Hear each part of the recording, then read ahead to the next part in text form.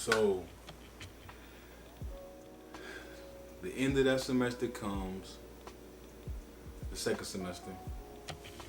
My stepdad, from my mom's previous marriage, or her second marriage, he like, come to Philly. So the end of that semester comes.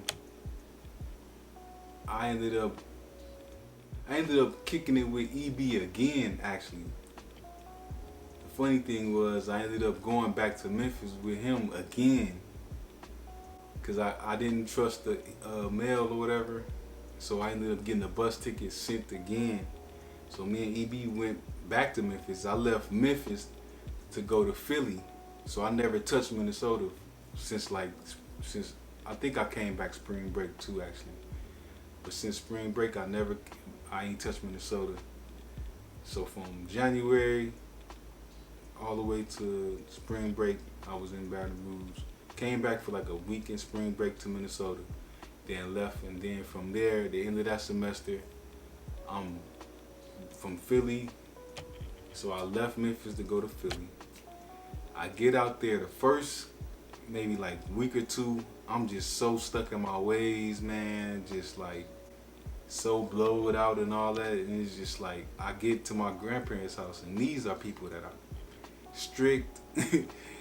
These people are, they're leaders in church. You know what I'm saying? Me, I'm just lethargic. I'm just chilling. I'm a college student. I'm waking up all kind of times a day. I'm sleep all day, kind of just going through the motions. So one time, it was like the first 2 weeks I got in Philly, first 2 or 3 weeks I got in Philly, I was just laying around. And I remember my step grandmother was like, you know what I'm saying, she got real mad at me, like, you just laying around all day, you ain't doing nothing, such and such, such and such. It didn't hit me. And then I remember just was like, you know what, I'll leave, I can go back to Minnesota. And then, they sat me down and they was like, no, we don't want you to leave. And I swear, man, that was like, it was like God was working from that time to, the end of this story is what really saved me, you know what I'm saying? Because had I came back to Minnesota, ain't no telling what would have changed my life, you know what I'm saying? What changes or what things would have done, or where I would be, or just the type of man I would be, because those first 3 weeks was rough when I got to Philly. But then I remember I got hooked up with the job, working at the daycare, and I remember I had a talk with my step brother out there, and he kind of just, sat me down and kind of just schooled me a little bit, but I needed it, you know what I'm saying? My ego ain't hurt, I needed it. But from that time, I started working at the daycare. I sobered up again, and I was kind of walking the straight and narrow. I was in church every week, and my grandparents and step grandparents and they were strict with it. Like, you're gonna be in church every week, and you're gonna be in Bible study every week. So, throughout the work week, you're gonna be working.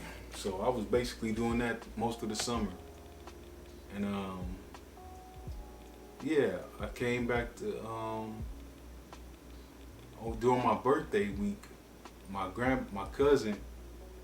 cousins was telling me they was gonna do a surprise birthday party for my grandma in Gary, same grandma that I came to see earlier.